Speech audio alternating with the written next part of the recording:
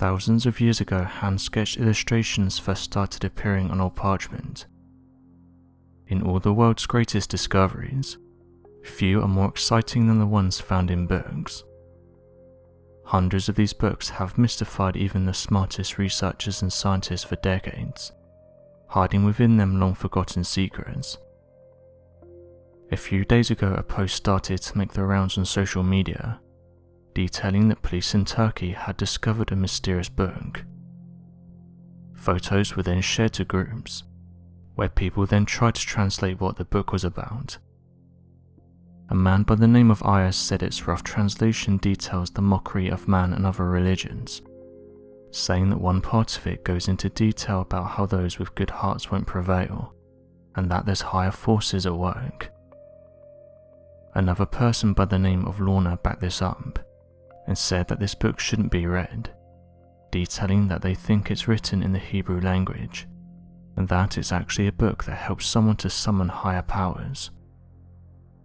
Interestingly, they detailed that going back, such books were not hard to find, and that many authors would detail how to contact these higher entities, believing that if they made a pact with them or summoned them, they would in turn get rewarded.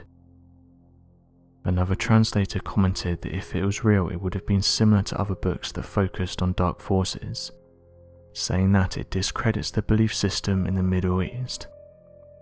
One person said the following: "It would make sense that a book of this would exist.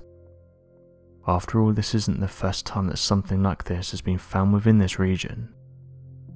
Years ago, people who lived in this area believed in higher powers, especially things like forces that would overpower man."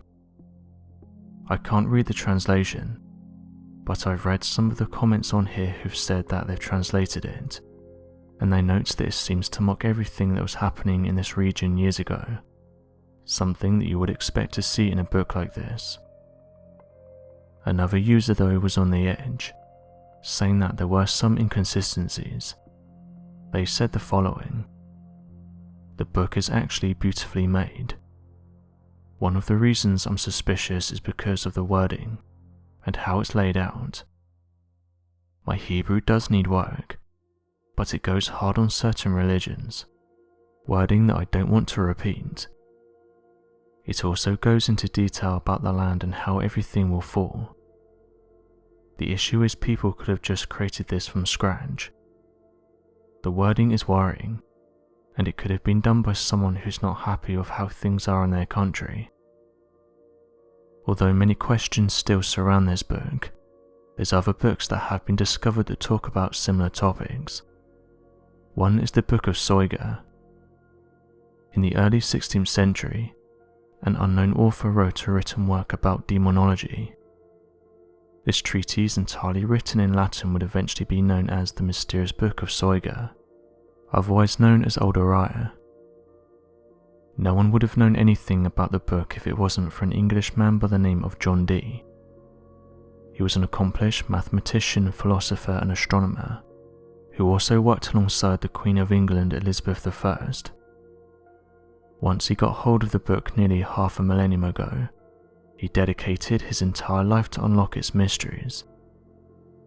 The first part of the book was easy for Dee, who could easily read Latin.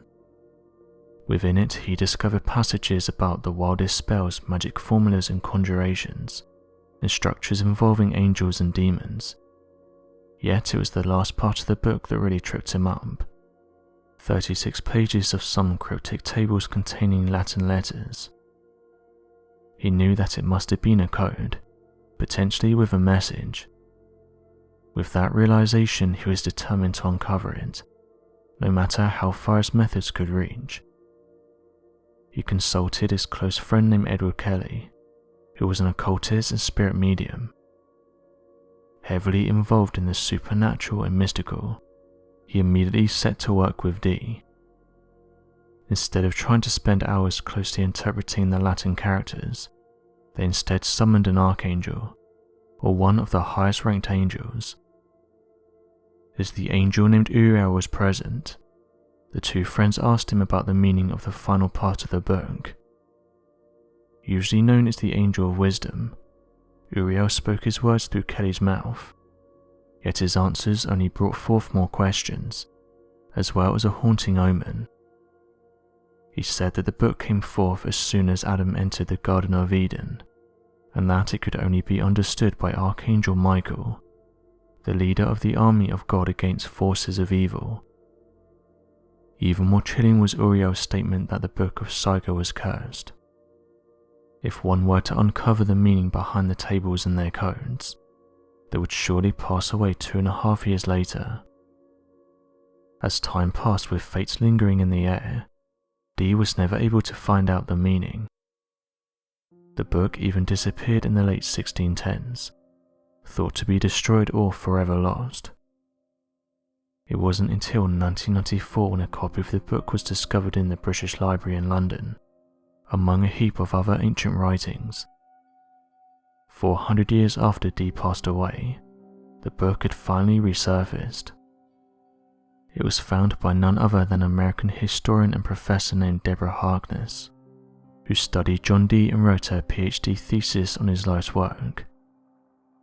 As it turns out, there was a second copy in the Bodleian Library at Oxford. Upon its momentous discovery, many occult fans and cryptographers rushed back to figure out the final part.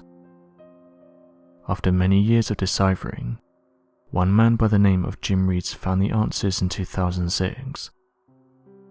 As both a historian and cryptographer, he found an algorithm for understanding the tables, which revealed lists of magical incantations, astrological words, and even more angels and demon names. So did he pass away in 2.5 years?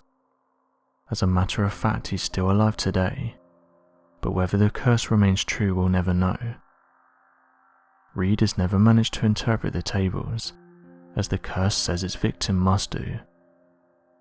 Perhaps within the tables a secret and mysterious message still lays there. So what do you make of these mysterious books? Be sure to leave your questions and answers in the comments section below, and help us to grow this community while working to solve these unexplained mysteries. Thank you for watching, and don't forget to subscribe for more videos.